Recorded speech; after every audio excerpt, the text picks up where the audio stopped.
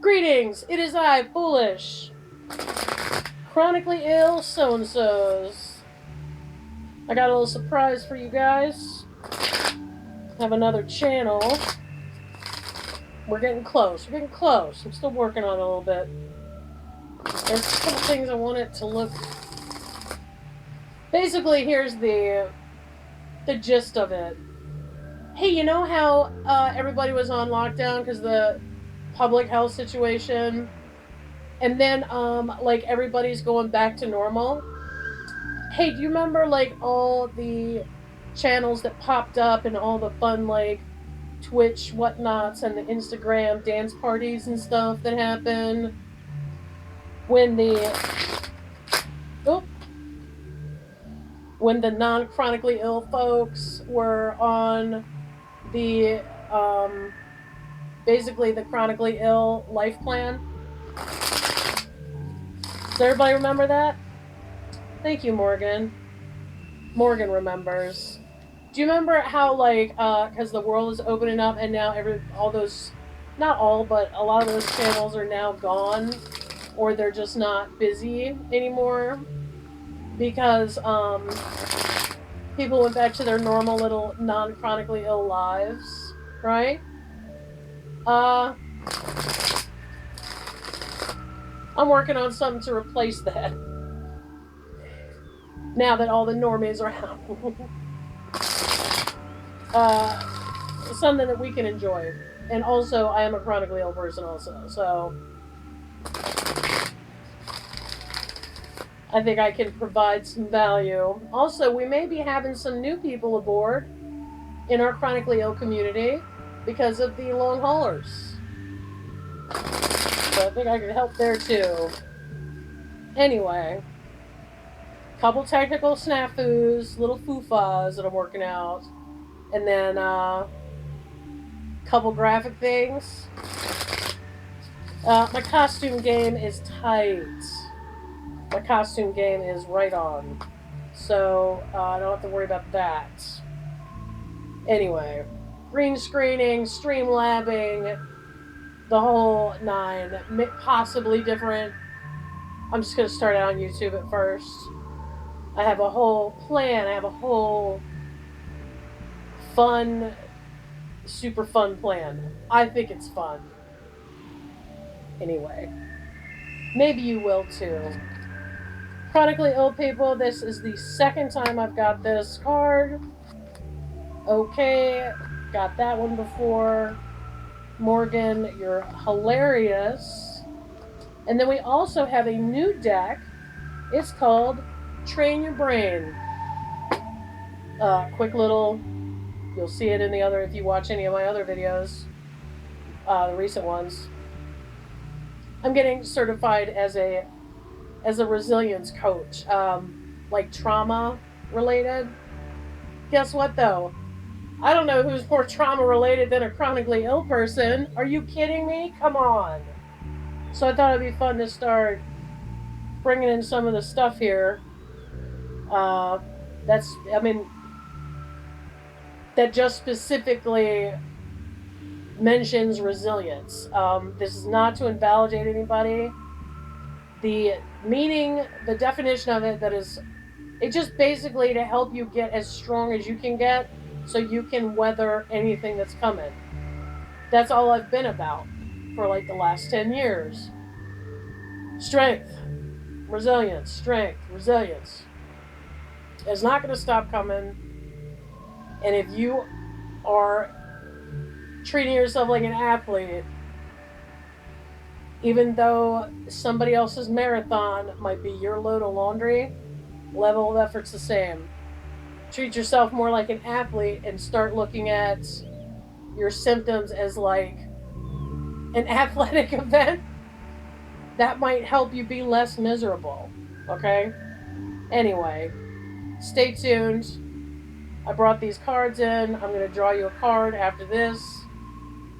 Should I draw it now? Yeah, why not? It's things you can do to support yourself while you are competing in Basically, the chronically ill triathlon, a doctor's appointment, a bit of nausea, you know? Healing your central nervous system so you can recover. And that's a lot harder than it sounds, especially for a chronically ill person. Last couple years in powerlifting, I wasn't recovering at all. So I've been studying the central nervous system for like 10 years. And then like the neuroscience and neuroplasticity, I've been learning about that over a lifetime. Let's just see if it pops out, because it did for the last group.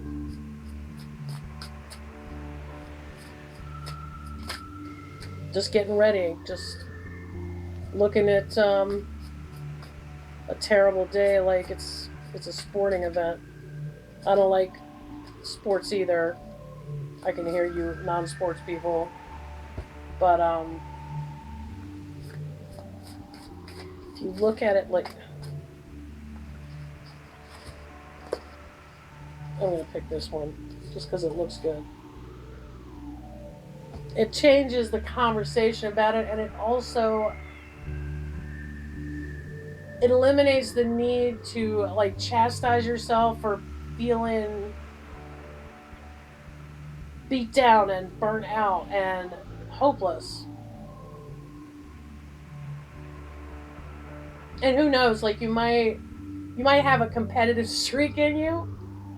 You might be a spiteful bastard. Listen, if you're a spiteful person, looking at your symptom flare-ups as a sporting event, that might actually make this a little bit more fun for you. I don't know how else to say it. Now, Morgan has given us this. 9 of Swords, Chariot, 2 of Swords reversed, 10 of Pence reversed, and the Hierophant. What's he doing there? He's ordering 3 beers in Germany. Alright. Chariot.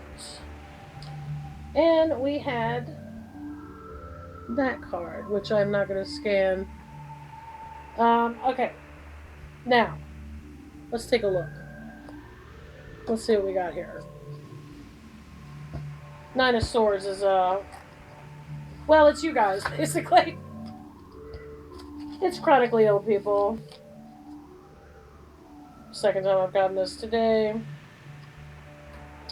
Maybe Morgan is wishing this upon me for my absence. It's hard to say. Hard to know with her.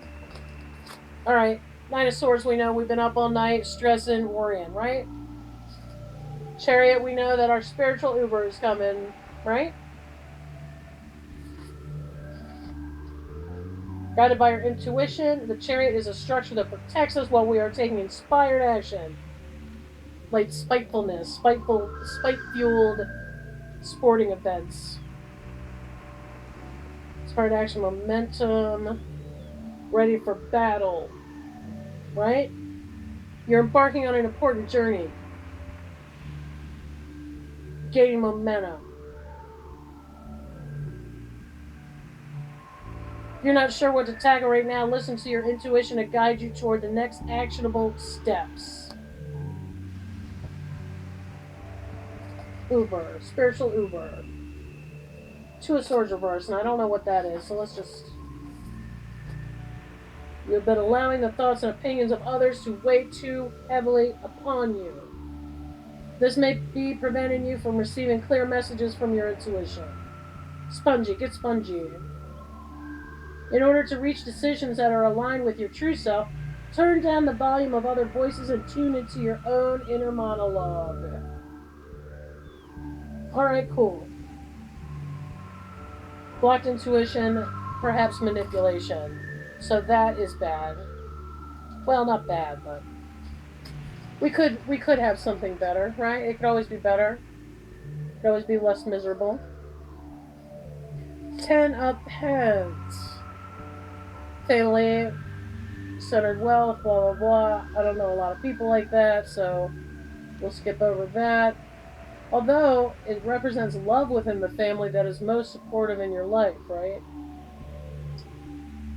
But now, this is reversed.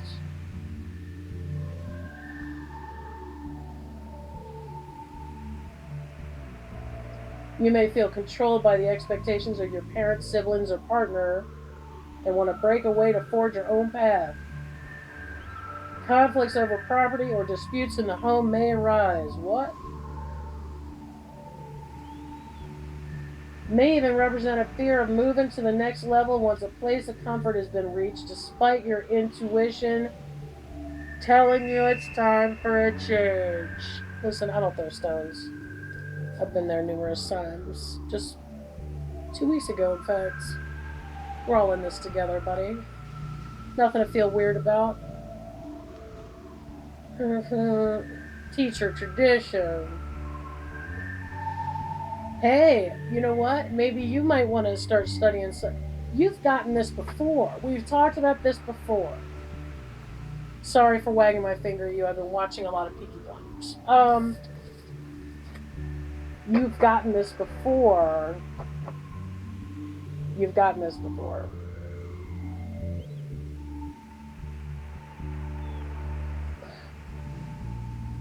Healing modalities or courses in the foundations of spiritual knowledge.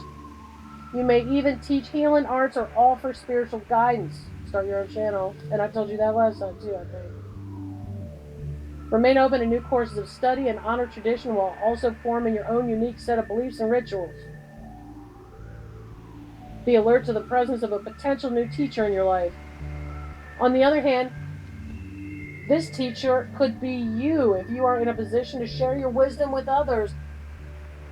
Right? I mean, come on, chronically ill people. We're all in this together. We are.